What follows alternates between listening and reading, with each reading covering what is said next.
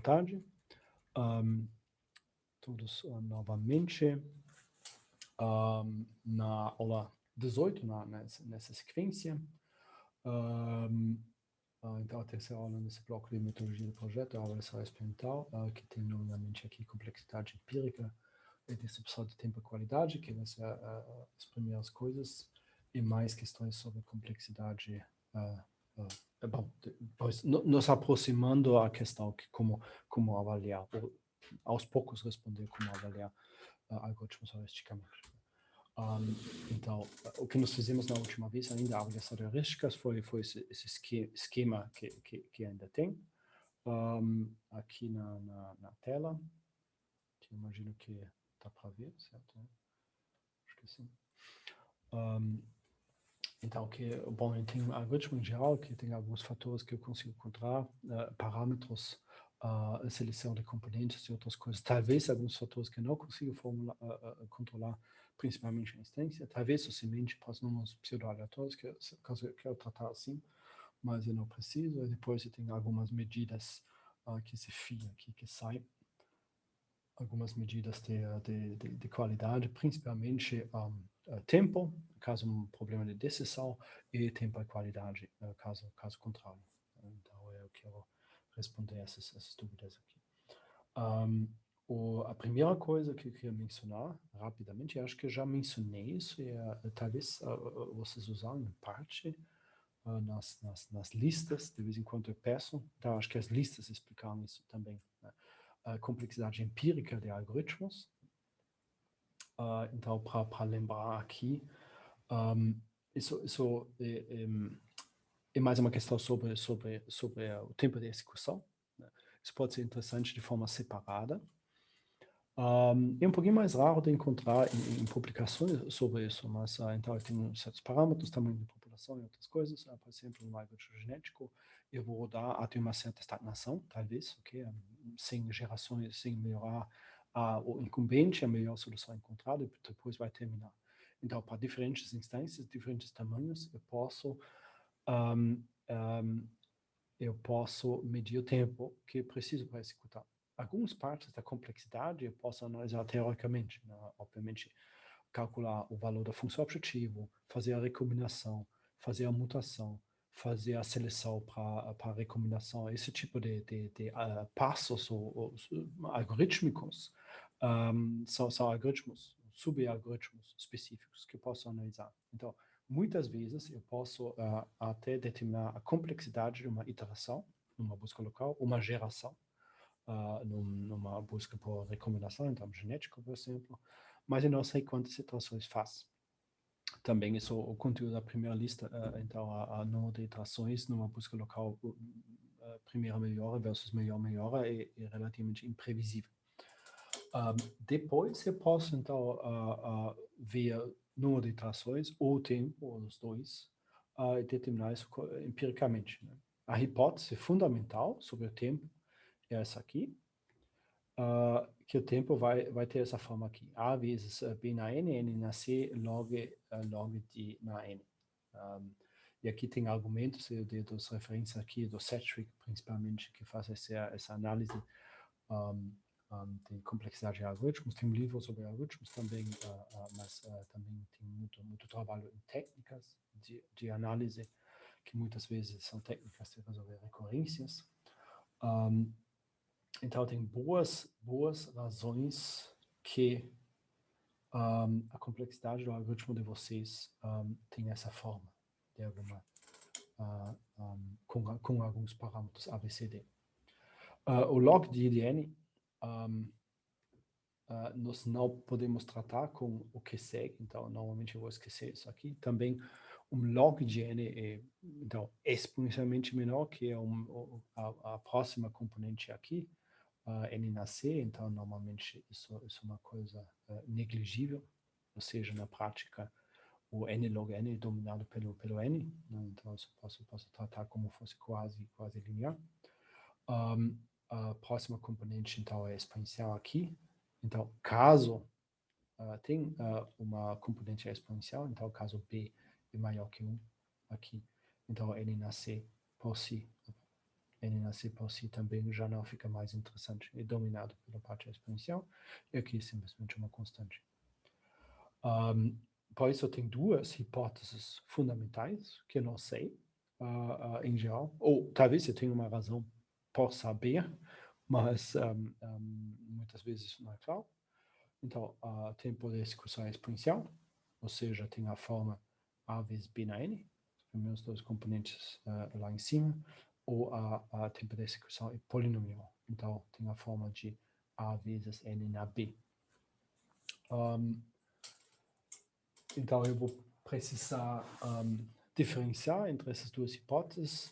Em geral, uma iteração, obviamente, polinomial, uma nova geração do algoritmo genético e polinomial. Eu não vou querer que isso seja já exponencial, né? Cada iteração. Então, a questão se é exponencial versus polinomial é uma questão sobre o número de iterações que acontece.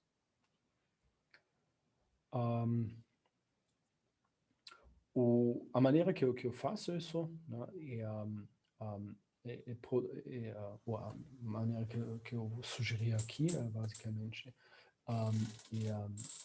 pegar o logaritmo dessa equação e depois fazer uma regressão linear. Então, se eu pego o logaritmo do primeiro, né, isso está escrito aqui, então tem a relação do log t, se relaciona como log AB na n, então isso dá porque o log mapeia produtos para somas log A vezes N na log de B, que deveria que está lá. Então, se eu chamo isso uma nova variável, talvez LT, isso é uma nova constante A', isso é uma nova constante B', eu posso ver que aqui tem uma relação linear, né? Essa variável LT é linear em N com coeficientes A' e B'. E, similarmente, se na segunda hipótese eu pego o log do tempo, então novamente eu vou receber um log de A, mas desta vez B log de N. Então aqui eu vou ter que chamar uma nova variável LT, que se relaciona com a constante A, é uma constante que de fato é a mesma constante B, e aqui uma nova variável que eu poderia chamar Ln. Então eu posso ver que a relação entre as variáveis Lt e Ln novamente é linear com constantes A e B, A' e B. Então,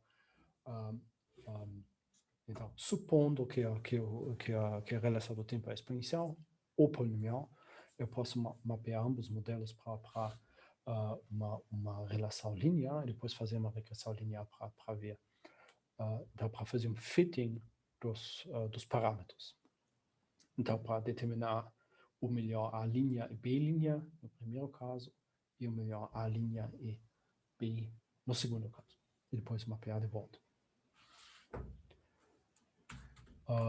Então, isso eu posso, obviamente, aplicar nas listas. Eu acho que eu peço em algumas das listas também determinar a complexidade empírica das buscas locais, por exemplo, de vocês.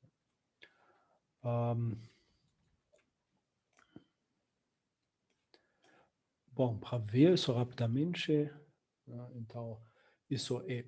Bom, tem muitas maneiras de fazer isso, né, mas a ideia é que isso seja razoavelmente simples. Aqui no nosso exemplo, é suficiente, normalmente, ter uma tabelinha. Então, nesse caso, tem uma tabela com duas colunas, tamanho do problema N e o tempo, por exemplo, T maiúsculo. E depois em R, por exemplo, eu posso ler essa tabela aqui e fazer chamar a função LM, que é uma abreviação do Linear Model. Então, eu faço um modelo linear entre log T e log N, por exemplo, usando os dados em D, ou um modelo linear entre log T e N para o segundo caso, com os mesmos dados. Então, o que acontece, aqui do lado tem um link para a demonstração da regressão linear, que tem uma Jupyter Notebook em R, que vocês podem baixar também e executar na máquina. Aqui eu apresento, então, um resultado já, com outros dados. Então, aqui o UFL, Uncapacited Facility Location, outro problema que tem tempos e tamanho do problema. De fato, aqui tem o número de facilidades e o número de clientes, né, que tem duas dimensões, então eu pego o produto das duas para avaliar a dificuldade, o tamanho do problema. Então aqui dá para ver o histograma do tempo, que também é simples, e depois essa hipótese polinomial. Né? Então, primeiramente um plot, e depois o modelo linear entre tempo e tamanho do problema, que é o produto de NM com esses dados aqui. E depois eu vou plotar dentro do plot também, e esse comando AAB line, eu vou plotar o resultado da regressão linear. O detalhe aqui, eu estou somando e na menos 6, porque algumas instâncias eles rodam em tempo zero, então o log não está definido nesse caso. E daria menos infinito. Então, para evitar o problema nesse caso, eu vou somar uma pequena constante. Eu supondo que a execução, pelo menos, precisa um microsegundo aqui, só que eu não consigo medir. Então, aqui dá para ver uma coisa típica, tamanho do problema. Para diversos tamanhos de problemas fixos, tem várias medidas. Então, eu tenho uma certa variação para o mesmo produto MN. Né? Tem muitas amostras para o mesmo tamanho. E depois eu tenho alguma regressão que tenta aproximar essa linearmente isso. Né? Tem uma vida experimental, tem variação entre as instâncias. Então, isso raramente vai ser perfeito. De fato, tem uma razoavelmente grande variação aqui nesse caso. Mas então eu posso inspecionar isso aqui, isso seria uma hipótese polinomial, né, porque eu faço aqui o log-log plot, né, entre os dois. E aqui embaixo eu faço a mesma coisa com uma hipótese exponencial, então aqui o log normal plot, né, o log do tempo versus NM, e aqui dá para ver que fundamentalmente parece menos adequado aqui como hipótese. Então, talvez nesse caso, uma hipótese polinomial seria mais adequada. E depois eu posso extrair um modelo. Então, na questão da hipótese polinomial, aproximadamente parece que a complexidade é, então, esse 1.2 na 10 na menos 10. Então, estamos falando de 0.1 nanosegundos aqui, né? Vezes NM na 2.00. Então, fundamentalmente, um algoritmo quadrático do tamanho do problema. Então, seria o procedimento aqui para fazer esse tipo de análise.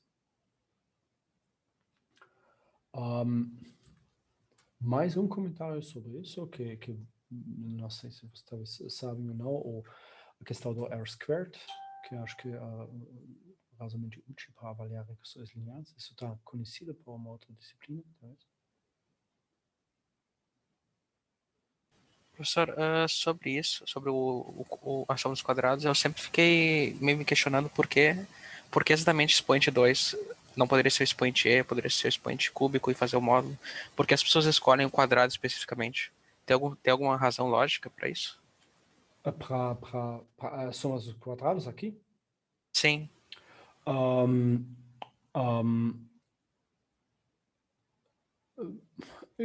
Eu acho que isso é fundamentalmente a forma mais simples, provavelmente, de fazer isso. Né? Então, eu poderia tentar minimizar também desvios absolutos do modelo. Sim, essa era a minha intenção inicial, que seria o que faria mais sentido. Sim, mas se tu pega desvios absolutos, Ivan, mais uma... A soma dos quadrados, pelas disciplinas que eu vi, é mais fácil tu fazer a regressão, né? Tu resolve um mínimo. Tem uma questão de derivada, né? Sim. Que é uma multiplicação de matrizes e tu acha Sim. Isso foi o que eu fiz na lista, inclusive. Exatamente, né? Isso é a razão principal. Então, se tu pensa, na época em que isso foi inventado, tem que fazer à mão. Então, se pega a soma dos quadrados, possui uma derivada. Então, para encontrar um minimizador dessas coisas, então eu posso citar a derivada zero, e isso pode ser quadrado, isso dá uma equação linear, ok? Você faz a derivada dessa coisa, então eu consigo resolver isso de forma razoavelmente bem, ou seja tu faz uma inversão de uma matriz, fundamentalmente. Eu poderia minimizar também o desvio absoluto, mas como desvio absoluto, então precisa valor absolutos, né? Então, nesse caso aqui seria o y, de fato, sim, ok, seria a soma, sum of squares, então sum of deviations, né? Basicamente seria somatório sobre todas as possibilidades aqui de IJ entre o valor estimado que tem aqui menos dessa coisa menos menos o valor real. De fato, isso é uma outra coisa que eu faço aqui, de fato. Mas isso é mais difícil de lidar, né? Já que derivada não existe no ponto zero, por exemplo, do valor absoluto, né? Que é uma função assim, né? E outras coisas. Hoje em dia, isso não é um grande problema, okay? Computacionalmente, se tu quer minimizar isso, sem problema, tu joga lá, é a coisa fácil, e isso fica, essencialmente, a eficiência é igual. E se tu quer fazer cubos e outras coisas também, né? O que com maior potência, o que maior tu penaliza outliers, se tu quiser assim, né? É a mesma coisa que, não sei, então, tem mais problemas. Então, se tu vai pegar a terceira potência, cubo, então tu tem sinais positivos e negativos de novo. Teria que fazer o módulo dela também. Tem que fazer o módulo também, né? Isso complica primeiramente, né? Mas fora disso vai penalizar um desvio muito mais, né? Cubicamente. Então vai ser mais forte. Um modelo, de fato, está para implementar também, né? que talvez é assim, né? Fundamentalmente, então, Por exemplo, teria para usar Euler, né? Em vez de usar 2 ou 3. Como? Usar Euler como expoente, o E, no caso, como expoente. 2.7, 1. Em vez de usar 2 ou 3. Sim, Talvez faça mais sentido, talvez não. Também, mas tem que ver que também tu tens problema com sinais agora, né? Porque tu faz o expoente. Sim, tem que fazer o módulo também. Na E, sim, tu faz, aqui a coisa complica um pouquinho mais, porque pega um número negativo na 1.5, uma coisa assim, né? E isso que essencialmente quer dizer que tu pega, por exemplo, na 1.5 e na 1 vezes 1.5, tu pega a raiz quadrada, uma coisa negativa, então tu entra nos números complexos. Então, é complicado ouvir fazer isso. Assim. Então, assim, fundamentalmente, é possível, e acho que computacionalmente hoje em dia, já que tu não tem que fazer mais à mão, isso não é tão complicado. Mas, sim, eu só entrei nesse ponto porque o senhor perguntou se a gente conhecia, e esse ponto me deixou em dúvida em toda a cadeira de probabilidade, porque isso é o que define desvio padrão, define variância, etc. Sim. Mas isso eu acho que é a forma mais simples de fazer. Tem alguns testes muito raros, porque isso é uma tradição, basicamente, mas tem alguns testes raros que medem também, por exemplo, o desvio absoluto de uma distribuição da média, por exemplo, né? E não o desvio padrão, que é a raiz da soma dos quadrados. Né? Tudo isso daria para fazer. Mas... que eu queria dizer? Sim, duas coisas. Então, para o contexto um pouquinho, né? Que eu não expliquei, mas talvez seja claro aqui. Então, tem N medidas, N valor X aqui é o meu eixo X. Então, eu tenho um X1, talvez um X2 e um X3. Aqui será N igual a 3. Isso aqui é o meu vetor, aqui XN, tem todos os vezes valores X. Tá? E depois, para todo X, eu tenho também um YI, que é um vetor de observações. Né? Então, Y1, coloco aqui, Y1 tem múltiplas observações aqui. Nesse caso, o Y2 também contém múltiplas, Y2 aqui, contém múltiplas observações, o Y3 contém múltiplas observações também. Né? Essa situação típica que nós acabamos de observar em dados reais. Posso fazer uma pergunta? Sim, claro. Quão diferente é, em vez de tu considerar múltiplas observações pelos valores de X, tu usar, por exemplo, a média dos y e ter um valor só para cada x? Em geral, tu não quer fazer isso. É. De fato,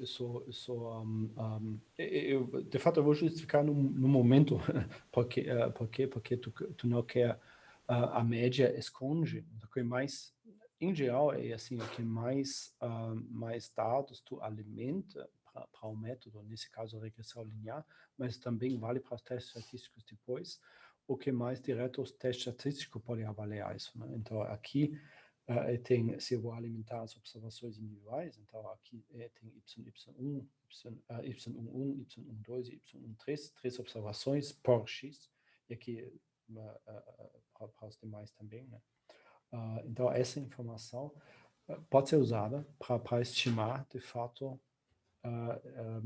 o erro experimental melhor. Porque eu posso perceber uma variação aqui, que provavelmente é por ruído na medida, ou por ter variáveis ou fatores escondidas, que é a minha variável x aqui não mede.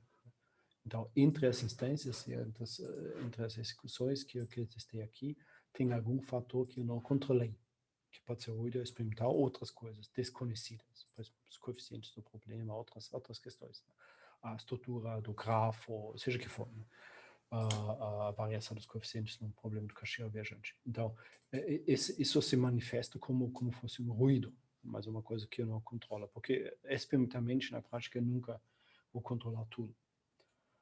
Então, normalmente é uma vantagem de alimentar isso. Mas eu já vou justificar isso, mas eu queria só também ver o modelinho aqui, né? Então, uma forma de implementar isso dá para fazer na prática e pegar tipo um pedaço de madeira e basicamente é um pouquinho difícil de desenhar, né? Fixar essa madeira aqui nos pontos, né? E, com algumas molas, e depois relaxar o sistema, né? E a reta da regressão linear vai ser aquela que minimiza, em média, essas questões. Agora, o expoente, fundamentalmente, se tu pega expoente 1, ou seja, a distância absoluta, aqui, a mola é um pouquinho mais fraca. Se tu pega a expoente 2, né? Então, a mola reage quadraticamente sobre a distância. Se tu pega a expoente 3, com valor absoluto devidamente, então mais forte ainda. Então, você tem um outlier grande aqui, né? Isso vai ser penalizado linearmente, quadraticamente, cubicamente. Então, tu pode ver isso se tu quer transformar isso em uma intuição nesse sentido, como tipo de mola, basicamente. Eu acho que uma mola real é quadrática, se não me engano. Em energia, sim. Então, uma mola física, se tu quer implementar, tu vai realmente ter que pegar a expoente 2. Né? Então, é só como tu penaliza os outliers. Mas se tu quiser minimizar o tamanho de corda, por exemplo, se fosse cordas e não molas, tu ia usar linear. Sim, por exemplo. Né? Você tem uma translação física, basicamente, sim. Né? Mas, fundamentalmente, o que tu quer fazer aqui é encontrar uma reta que descreve as observações melhor possível, com os ruídos inevitáveis aqui, né? Simplesmente. Então, se tu pega o modelo normal da regressão linear, o erro é medido pelo desvio do modelo que tem aqui, né? Então, tu vai determinar dois coeficientes A e B, e aqui tem um modelinho que é uma reta, e agora tem desvios aqui, né? Então,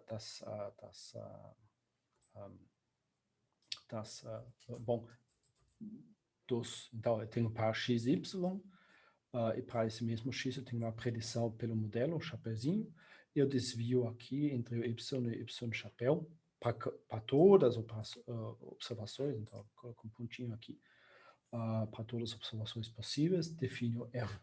Isso seria erro absoluto ou erro quadrado. Isso que tu minimizar. Então, tu minimiza a soma sobre tudo isso aqui, basicamente. propagar derivados até o zero, depois calcular os A's e B's dessa equação. Mas a segunda observação, isso talvez responde um pouquinho a tua dúvida, Ivan, aqui. Tem mais uma consideração que se normalmente faz, uma medida de qualidade da aproximação, e por observar a soma dos quadrados, então sum of squares. Né? E a soma dos quadrados, aqui tem um pequeno cálculo que não é super importante para ver passo a passo depois, mas então eu pego todas as observações y e j, então para a iésima tamanho do problema, xi, eu tenho essas j observações aqui, eu vou subtrair da média geral. Então, essa média de todos os y, a grande média. Então, aqui no desenho seria algo assim, né? Grande média. E depois eu vou usar as médias dos y's. Então, aqui tem uma média y1, uma média y2, e uma média, onde que é? Aqui é uma média y3, né? A média das medidas individuais. Né? Então, isso exatamente relaciona com a tua dúvida, por que não alimentar a média dos y1s, 2s e 3s, por que alimentar todos? E a resposta é aqui, porque isso também me ajuda a fazer um fitting melhor. Também o número de amostras poderia ser diferente em cada um, isso muda o modelo também, mas também eu posso quantificar, eu posso decompor o erro aqui em dois tipos de erros. Então, essa soma de quadrados das medidas dos resultados experimentais individuais pela média geral pode ser decomposta por adicionar uma média aqui, uma diferença entre a média de cada grupo e a média geral, e a diferença entre cada observação e a média do grupo daquela observação. E depois de expandir o quadrado aqui, tem alguns termos que eu posso simplificar um pouquinho, e a coisa importante é que esse termo no meio, o cross product aqui, desaparece. Também não é difícil, mas então acho que não vale a pena entrar. Com essa decomposição, então, eu tenho duas somas de quadrados. Né? O desvio das médias dos grupos, da média geral, e o desvio das médias individuais das médias dos grupos, todo nesse modelo quadrático. Isso chama sum of square x e sum of square y. Porque, de uma certa forma, né, se vocês observam aqui nesse modelo, tem dois tipos de variações. Né? Uma parte da variação que essa reta de regressão tenta explicar, e uma parte da variação que a variação devido ao erro residual. Então, a primeira parte aqui, o desvio da média geral, da média dos grupos, né? Então, isso é devido à variação linear da função. Isso, de fato, que eu quero. Né? Quando a reta não é horizontal, tem uma certa variação que é sempre devido à linearidade. Então, qualquer função linear, mesmo se está perfeitamente linear, vai ter um desvio dos pontos na reta da média geral. Então, isso ok, isso vem da linearidade. A soma dos quadrados dos desvios pela linearidade. E o resto são as somas dos quadrados dos erros, por isso tem um E aqui. Então, tem dois componentes desses desvios que eu posso considerar. Uma soma dos quadrados, uma soma dos desvios que está ok, explicado por linearidade. E uma soma dos quadrados dos desvios que está, entre aspas, não ok, não explicado pela linearidade. Então, o que esses métodos normalmente relatam é exatamente esse valor que se chama R² na literatura, um nome fixo dessa coisa aqui, né? Que é exatamente a razão entre essas duas coisas. Né? O parte explicado pelo modelo, então, sum of squares of x, pelo modelo, e o parte das desvios não explicado pelo modelo. Então, o que eu preciso considerar como o ruído. De fato, isso não é verdade aqui. A notação, eu usei X e E, então eu deveria usar E aqui também, né? Aqui embaixo. A média do conjunto Não, eu correto. É tudo, né? Então, parte é explicado pelo modelo, isso não é ruído. Isso é o ruído total. Né? O ruído total, sum of squares total. Tá correto. Professor, a média de um grupo é o ponto ideal onde a reta poderia cruzar aquele grupo ou não? Não. Tu pode ver isso no exemplo do notebook. Olha aqui. Nessa hipótese polinomial, nós temos várias coisas. É exatamente a situação que eu fiz um rascunho, né? E nota que a reta perfeita, o minimizador global, não passa aqui na média do primeiro. Não, o minimizador local, se eu quisesse minimizar só o componente x1, por exemplo. O ponto, a média seria o ponto ideal? Sim, acredito que... Isso é verdade? Não. Também não. Então, por exemplo, ok. Deixa eu voltar para essa coisa aqui. Então, pega um único grupo, ok? Então, a tua dúvida, se eu entendi bem. Então, tu tem um X e aqui uma série de observações, pega a média. E a resposta é não, porque... Então, eu poderia colocar 200 observações aqui, uma aqui, ok? Então, assim, a média é uma questão linear aqui, né, basicamente. Então, a média... A média seria 1 sobre 200 para cima. Vai ser aqui o ponto que minimiza a soma dos vias quadrados vai ser mais para cá.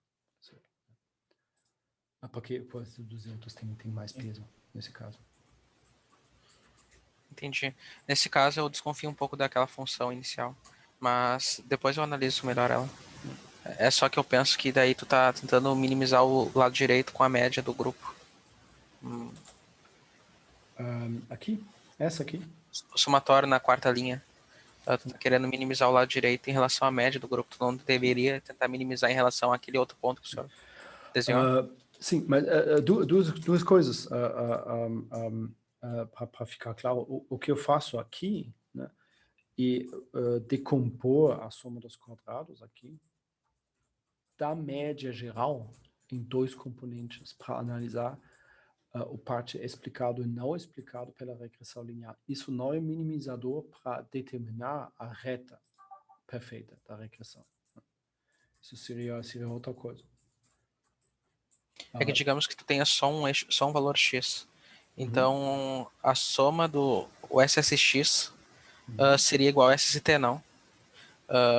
Se a reta passasse exatamente na média do grupo. Você tem somente um valor x. Então, o I não tem mais. Então, o SST vai ser o somatório sobre todas as observações nesse ponto, nesse único ponto 1, ok?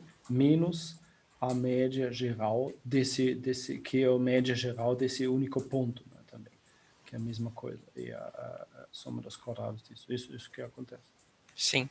Então, o SST não poderia ser menor que isso aí. Não poderia ser menor que o SSX. Nesse caso, SST seria, o ideal seria igual a SSX. Sim, nesse caso não tem nada para explicar, né? Porque o objetivo dessa análise aqui é explicar a variação, decompor as variações, os ruídos experimentais, entre as variações que eu possa explicar linearmente e o resto que não possa explicar, né? Então, no exemplo aqui, né, coloca essa reta. Então, aqui tem uma certa variação nas medidas, né? Em parte, eu posso explicar para uma hipótese linear, né? Eu digo, isso é linear, né? Então, eu posso explicar um crescimento global dessa coisa. Mas o resto aqui, o meu modelo linear não explica. Essa variação não explica, né? Então, a variação total vai ser decomposto aqui. Se tu tem somente uma observação x, não tem variação linear em x. É só um ponto. Né? E aqui a reta de regressão é basicamente... Não tem muita utilidade. Sim, o que eu quis dizer é que então, a fórmula não parece funcionar nesse caso. não faz muito sentido. Bom, formalmente posso escutar mesmo assim, mas isso não me ajuda. Isso não vai me ajudar muito, porque, sim, a primeira parte, a média da única observação Tá que eu aparecendo tenho, ainda né, o é igual navegador. isso vai ser zero, ok?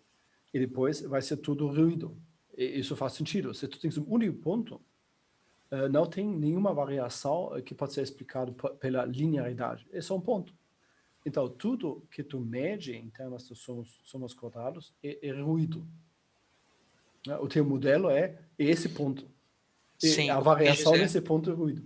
o que eu quis dizer é que o valor SST seria mínimo naquela fórmula caso ele cruzasse exatamente na média daquele conjunto. Naquela fórmula que o senhor estava mostrando, mas não está aparecendo pra gente agora mais. Essa aqui? Não aparece pra gente. A transmissão sua está aparecendo no Júpiter ainda. Oh, ok. Tá, aqui. Tá, o que o senhor tinha perguntado? Qual lado era que o senhor tinha apontado? Sim, eu estava falando sobre essa parte aqui, né? Se o I, você tem uma única medida, então nós olhamos para isso aqui, então o SST aqui vai ser simplesmente o SSE, porque o SSX vai desaparecer, isso vai ser zero. Ou seja, toda a variação é R. Sim, mas isso não prova que o ponto médio do conjunto é o ponto ideal para regressão quadrática? Caso tivesse um conjunto só? Eu acho que não, mas vamos fazer só para ver. É por isso que eu disse, aquela questão foi o que fez eu duvidar um pouco da fórmula. O que tu faz nesse caso, só tem um único ponto x, então tu pega os YJ, por exemplo, né? O SSX, o SST é igual ao SSX, né, na verdade, não o E, né? O E é o ruído. Sim, mas nesse caso, ok, deixa me pegar isso aqui. O SST é isso aqui, M somatório sobre todos is, y barra menos y barra quadrado, que eu chamo aqui a SSX, a variação explicada pela parte linear, e a somatório sobre todos ij aqui, dos yj menos y barra, então as médias dos corpos e os quadrados. Ok. Agora, o cenário que nós estamos discutindo é que só tem um x1 aqui, né? X1 com uma série de observações. Então, o somatório sobre I não existe, né? Vai ser só isso aqui, o y1 média menos a média geral. Okay?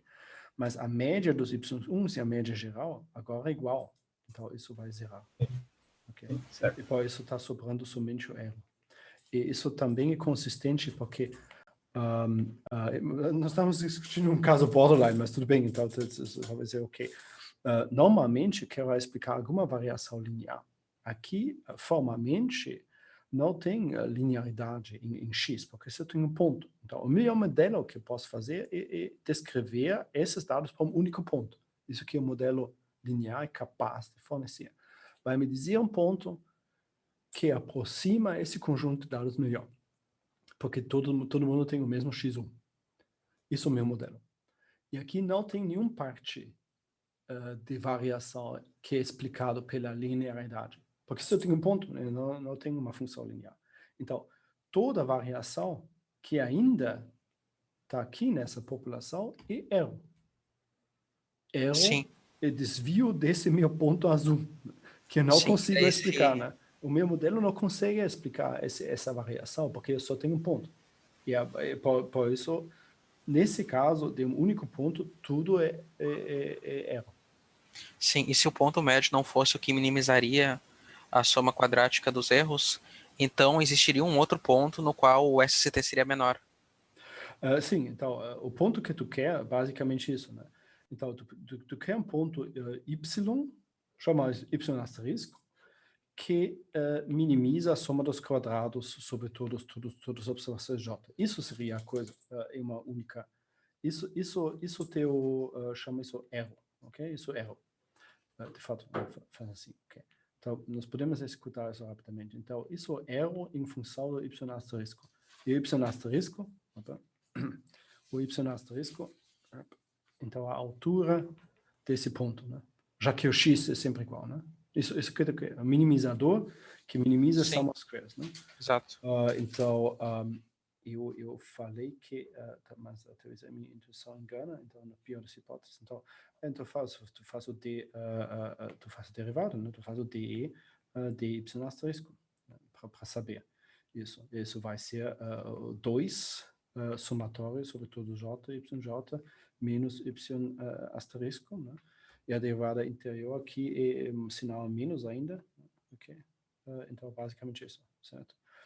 Mas tanto faz, porque tu vai citar a derivada igual a zero, né? Então tu precisa aqui, então essa coisa desaparece aqui, então tu precisa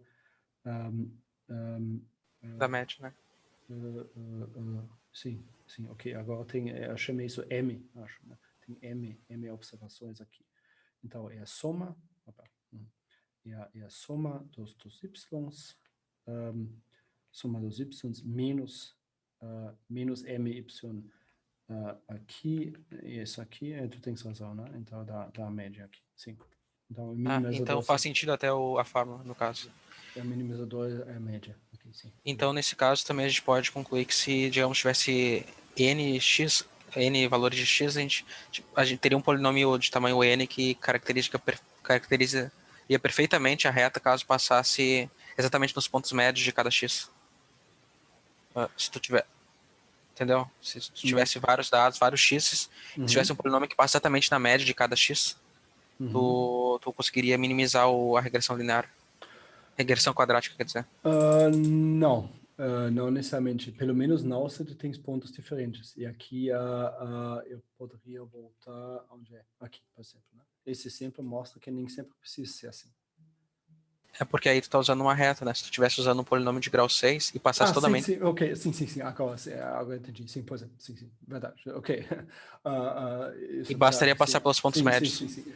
Se tu tens um polinômio de grau n, então tu passa pelas médias, sim, provavelmente, sim, isso consigo fazer. Legal. Mas para a reta não, né?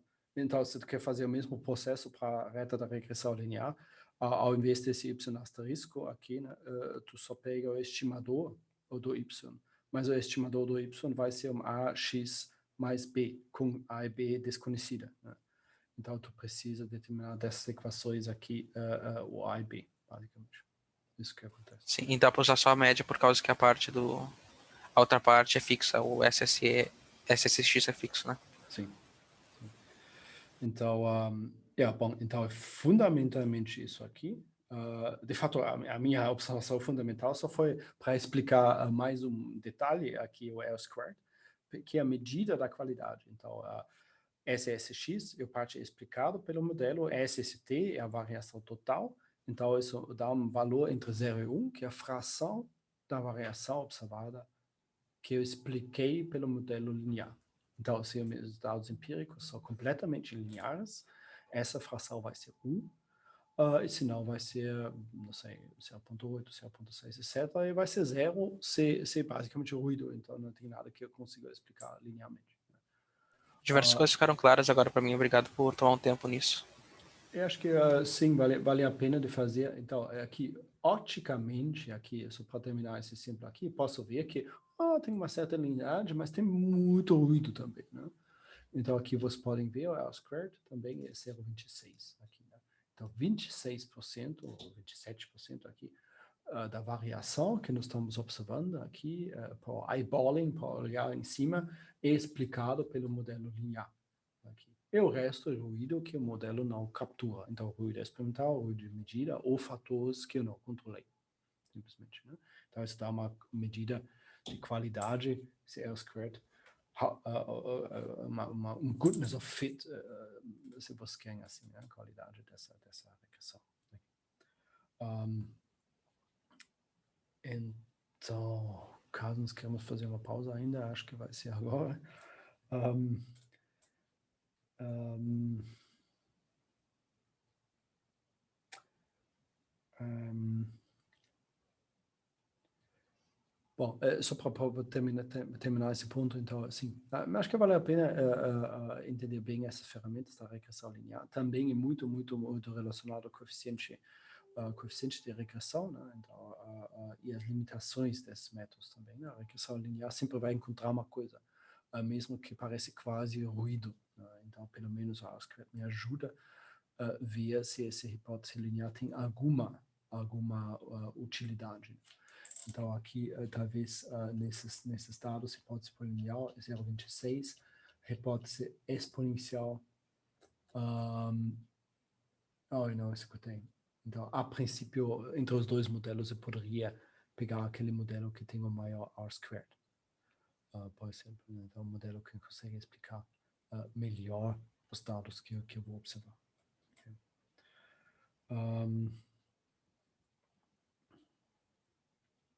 Bom, eu não sei. Vocês querem fazer a pausa ainda ou não? Como fica? Porque agora, senão.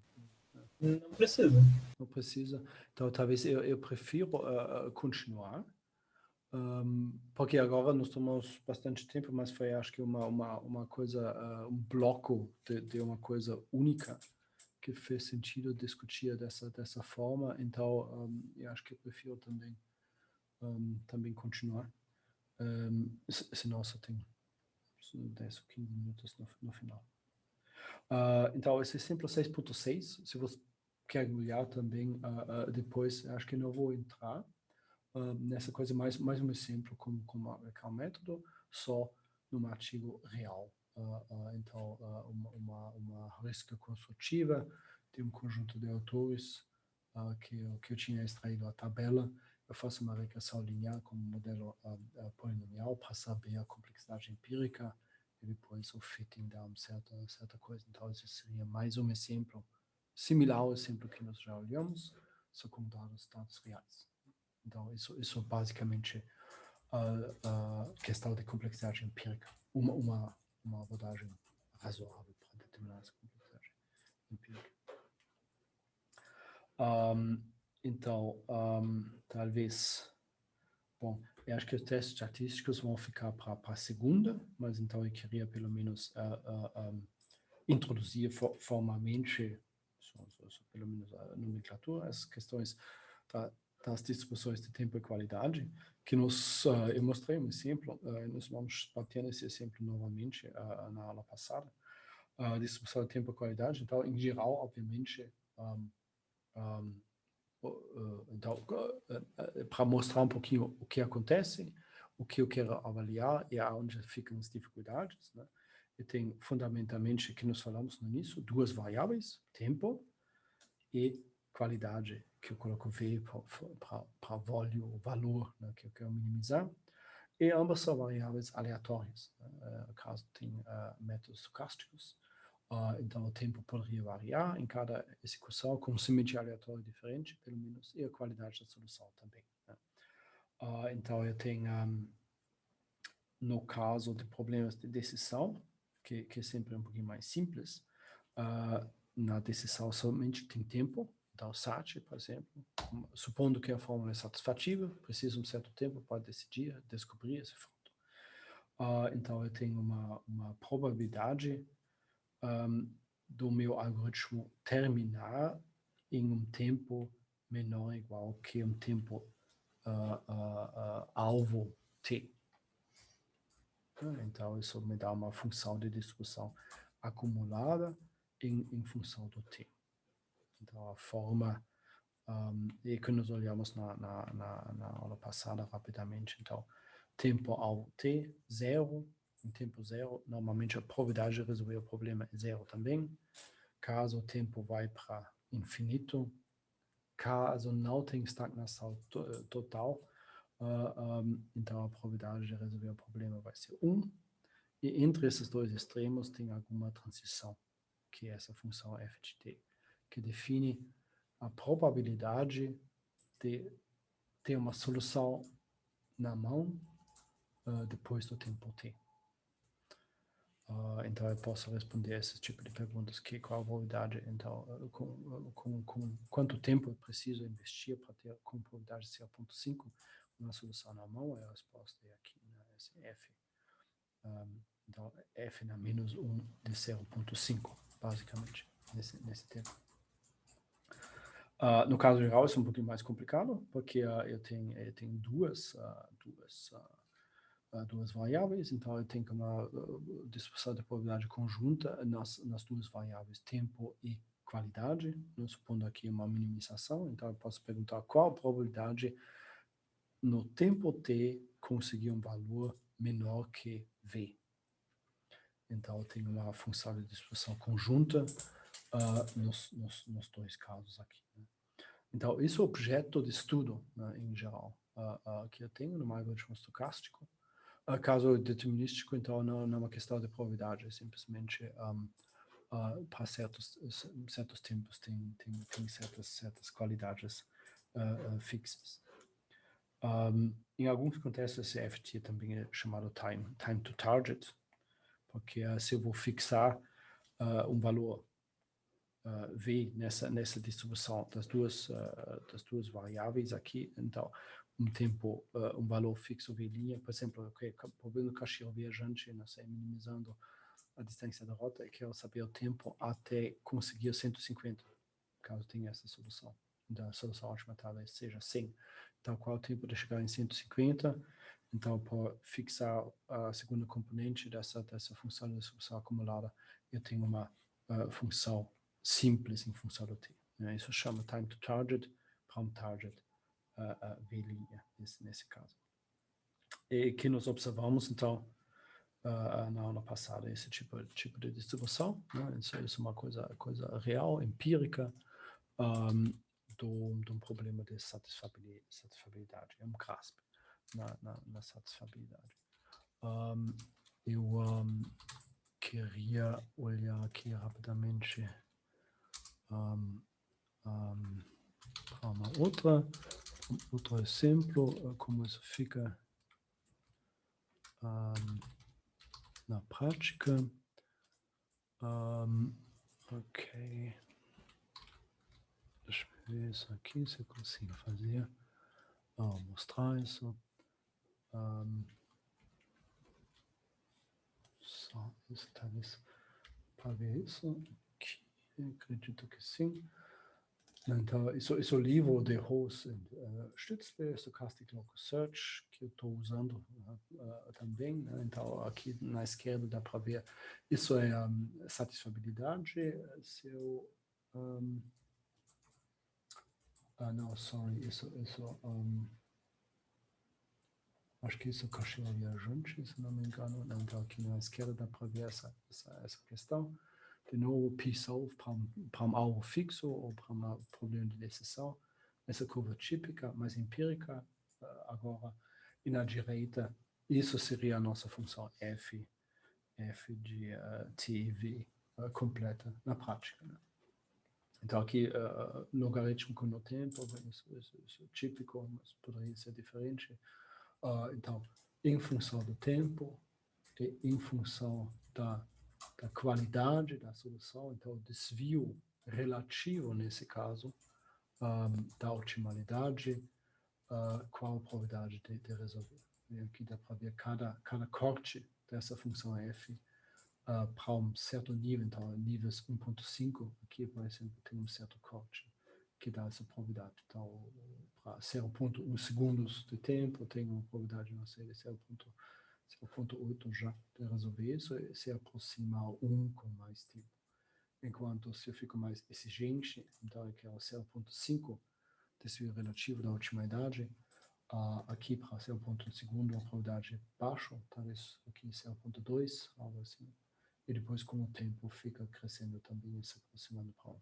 Isso é a distribuição típica que eu posso observar.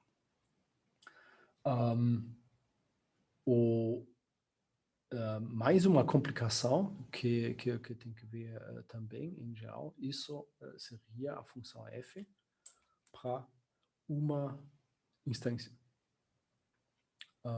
Se eu quero múltiplas instâncias, teria que fazer a média sobre um conjunto de instâncias. E aqui entra o problema de selecionar as instâncias corretas de novo e avaliar essa probabilidade novamente. Mas então isso basicamente o objeto que eu queria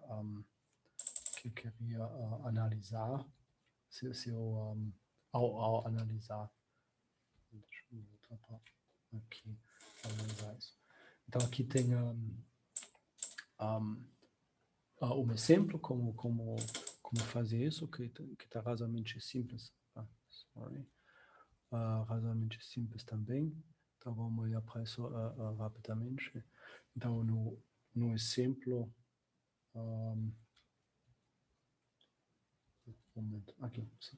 Nesse exemplo, no caso mais simples, eu só preciso uma série de tempos. Né? Então, o problema de decisão, tempo para chegar na solução.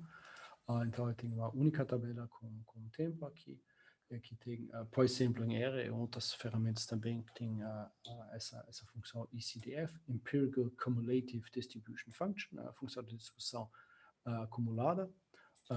Empírico, porque baseado em dados empíricos, então basicamente o ECDF aqui, a função ECDF constrói essa função de distribuição para nós. Então é relativamente simples fazer a avaliação aqui tem, né? Isso é um problema de Sanch, então f de t só, sem valor, só para satisfazer ou não.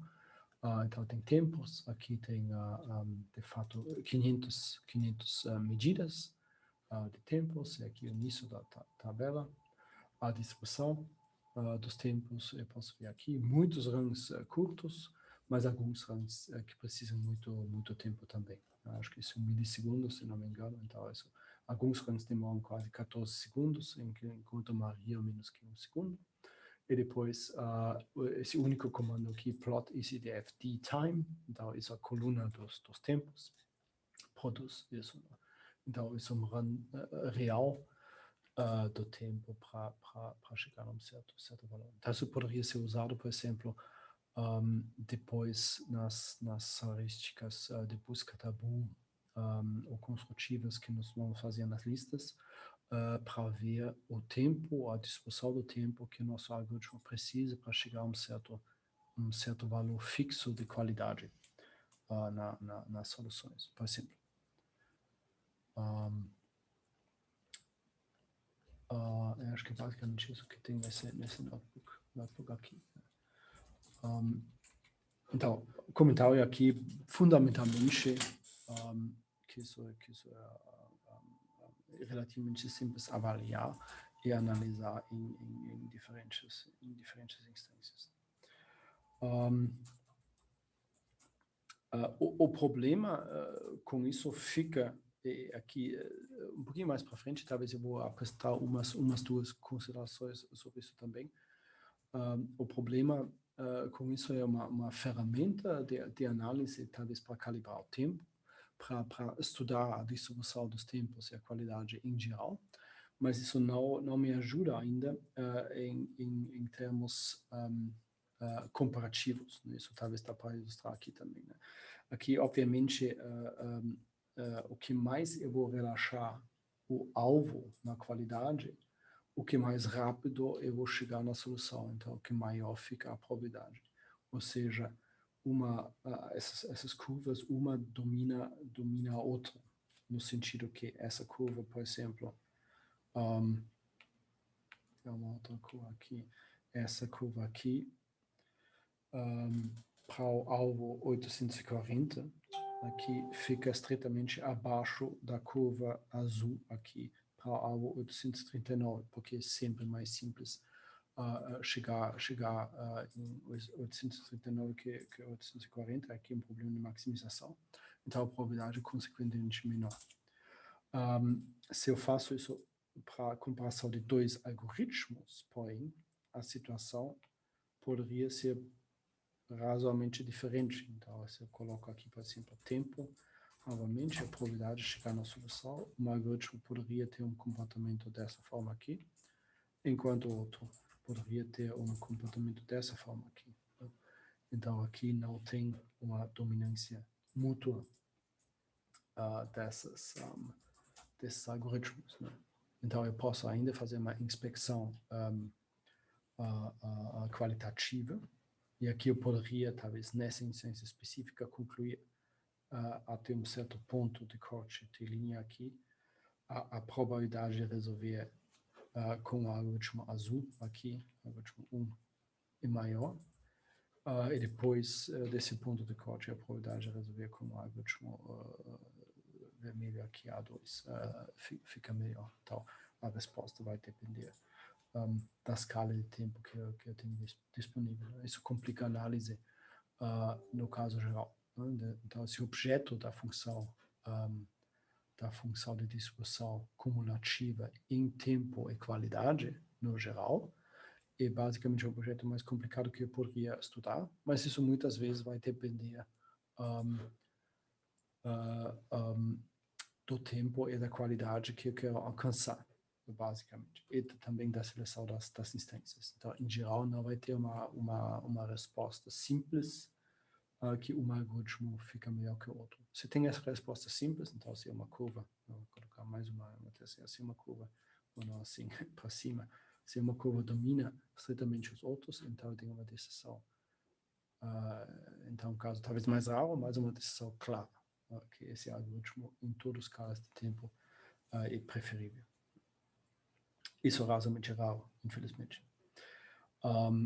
Então, na prática, isso vai ser o próximo bloco, que talvez eu só faça alguns comentários iniciais. Agora, então, na prática, nós discutimos isso. Normalmente, eu vou fixar, por exemplo, o tempo, um conjunto de instâncias, e observar, por exemplo, a qualidade, e depois eu tenho que, de forma comparativa, ver as qualidades, ou comparar as qualidades de dois algoritmos, né? Então, conceitualmente, o que eu queria decidir aqui, em termos de qualidade da solução, por exemplo, então eu coloco o valor do algoritmo A1 num eixo, o valor do algoritmo 2 no mesmo eixo, e para cada instância eu posso plotar, então, se no mesmo tempo, então, nesse caso, o tempo fixo, talvez. Então, se no mesmo tempo os dois conseguem o mesmo valor, cai no eixo y igual a x. Caso no mesmo tempo, para uma certa instância, então isso seria talvez instância 1, instância 2, etc. Para uma certa instância, o algoritmo 1 está melhor, então fica em cima, porque o valor do A1 é menor, minimizando e vice-versa.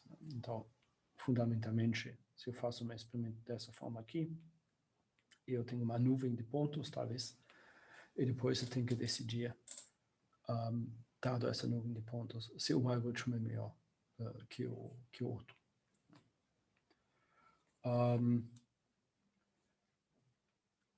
Uma forma simples, bastante praticada, então, fazer a média geral, simplesmente, né? Então, eu faço a média geral dos valores do algoritmo 1, isso seria, não sei, A1 barra, talvez, é a média geral dos valores do algoritmo 2, A2 barra, eu comparo os dois valores, né?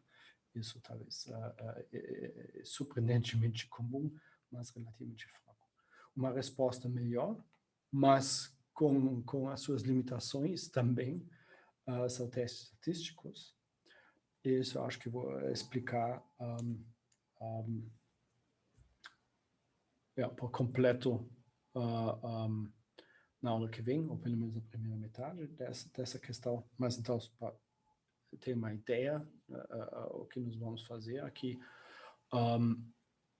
normalmente, teste estatístico pega esse conjunto de dados, tem certas hipóteses sobre a distribuição dos dados, isso nós vamos ter que falar e definir ainda, e depois tem duas hipóteses, uma hipótese nula e alternativa. Então, isso na literatura, que nós vamos discutir aqui na literatura é chamada NHST, Null Hypothesis Statistical Testing. Isso é Neyman e Pearson, basicamente, que digamos, projetaram o jeito exato que nós vamos conduzir esses testes. A hipótese nula é simplesmente a hipótese que os dois algoritmos não têm diferença. não tem efeito um algoritmo igual que o outro, e a hipótese alternativa, então, e a conclusão que um algoritmo é, de fato, diferente, ou melhor, ou pior, eu posso formular diferentes hipóteses alternativas e testar de acordo com isso. Eu vou ter que escolher um teste estatístico. Aqui nós vamos ter que navegar um pouquinho, porque tem muitos mesmo. Então, falamos dúzias de algoritmos, se não centenas de testes, né, para as diferentes situações, em função do que eu sei sobre os dados. Então, isso é uma dificuldade. Eu vou definir algum nível de significância que nós vamos ver ainda aqui, e depois aplicar o teste. Isso normalmente é by the book. O teste fixo, alguém projetou, mostrou que que ele deveria fazer. Então, a minha tarefa é só selecionar o teste e depois eu vou poder executar. E o teste normalmente me dá um resultado que de rejeitar ou não a hipótese nula. Então, eu posso dizer que realmente tem um efeito com uma certa probabilidade, ou não. Então, isso vou discutir com mais calma na aula que vem, né? Esse é o plano para a segunda. Sobre esses últimos dois pontos, em geral, dá para tu fazer o seguinte também, dá para tu não definir o nível de significância e ver o menor no qual a hipótese é aprovada, né? Ou o maior no que a hipótese é aprovada. Também, nós podemos calcular esse tipo de coisa, assim, o nível de significância. É bom, isso provavelmente vocês conhecem, tem certos níveis de significância que mais ou menos que são comuns na literatura. 0.05 é o mais famoso, é o pior de todos. 0.01 e 0.001, né? E depois esse nível de significância. Nós vamos discutir ainda rapidamente, ou mais ou menos rapidamente, em função do que vocês já sabem, porque isso, a princípio, é uma técnica que está bastante usada em muitas áreas, na medicina, na biologia, em outras áreas, é quase uma técnica padrão, porque no início do século XX, então, o Fischer, de uma forma um pouquinho diferente, eu Neyman e Pearson, nessa forma que nós vamos discutir, estabeleceram isso como procedimento metodológico para teste com significância estatística, e aqui, desde então, isso é extremamente comum. Mas eu também vou tomar um tempinho para discutir as limitações, porque isso tem muitos problemas com isso também, e abusos. Então, eu já vou antecipar também que isso não é como sempre, não é uma panaceia. Isso não nos libera de ver as situações e julgar se esse feito que nós estamos observando é real e significativo no sentido comum, talvez, da palavra. Então, significativo não somente no nível de significância, mas significativo para a aplicação prática da minha heurística nesse caso. Então, Sim, na outra aula eu entro melhor nisso que eu falei. Uhum. Na próxima aula, no caso, eu faço isso melhor. Sim. Não, nós vamos ver, não é? Acho que eu entendi que tu quer fazer. Sim. Tu pode. Em vez de retornar sim ou não para um nível, retornar o nível em si. Sim, claro. Sim. Isso é simples de calcular. Não? Isso é uma questão de. Nós vamos ver, eu vou dar alguns exemplos para lembrar, se vocês já conhecem, ou ilustrar, e depois nós podemos ajustar a velocidade, um pouquinho mais ou menos rápido. E como agora na regressão linear, que a princípio, se tem dúvidas, nós vamos entrar um pouquinho mais. É bom entender os métodos uma vez para sempre, bem claramente. Os partes que estão claros, eu posso passar um pouquinho mais rápido, as partes que talvez não, ou que eu vou jogar algumas dúvidas lá, ou vocês, nós vamos fazer um pouquinho mais, com mais calma, né? Ou na hipótese statistical testing, ainda é um procedimento razoável, e com certeza melhor que fazer nada, né? Que eu falei, muitos artigos fazem uma análise extremamente magra ou pobre, que pegam médias gerais ou simplesmente olham para os dados e dizem que está claramente melhor, eu consigo, cinco valores melhores que o outro e o resto vai empatar, etc. Mas, bom, isso bem mais pobre que um teste estatístico, mas o teste estatístico também eu vou mostrar assim. Em geral, em que tipo de obra em que tipo de obra dá para usar esse tipo de nível de teste estatístico. Porque, por exemplo, em artigo de conferência, eu acho que não cabe esse tipo de análise, né? Por espaço. Oh, não, isso não toma muito espaço, né? O detalhamento toma muito espaço, talvez, então, mas isso tu não relata no artigo. Então, o relato em si pode ser bem curto, né? No sentido, okay, we have compared algorithm 1 and 2, né? And the data has an unknown symmetric distribution, and we used whatever a signed rank test, and we can reject the null hypothesis with p equals 3 times 10 to the minus 3, something like that. Né? Então, são duas ou três frases, diz Assim. o que foi feito, por quê, qual teste foi escolhido e qual o resultado.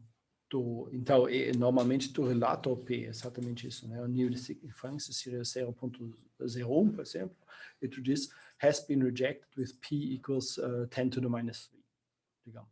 E aqui, isso P,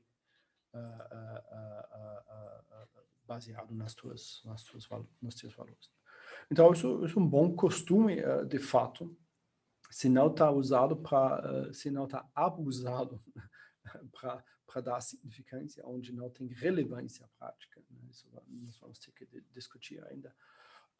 Mas, a princípio, isso é simples. Agora, se alguém quer verificar, isso vai precisar os teus dados. Então, isso vai ser num anexo online, né? A tabela completa com os dados para baixar. E depois é só carregar no R e executar. Nós vamos ver exemplos disso também. É bem simples, né? Para todo teste, tem normalmente em pacote estatístico, já tem uma função que executa o teste. Então, é as simple as duas linhas, né? Carrega a tabela, aplica o teste. E depois sai o pivô. Sim, e é importante realmente que o senhor passe para nós essa noção de quando a gente está abusando da estatística para favorecer o nosso artigo, para a gente não fazer isso na prática, né, quando a gente começar a publicar artigos em si. Sim. Então, isso vai ser o tópico da aula que vem, na segunda. Então, eu vejo vocês lá na segunda às 1h30 novamente, ok? Good night and good luck.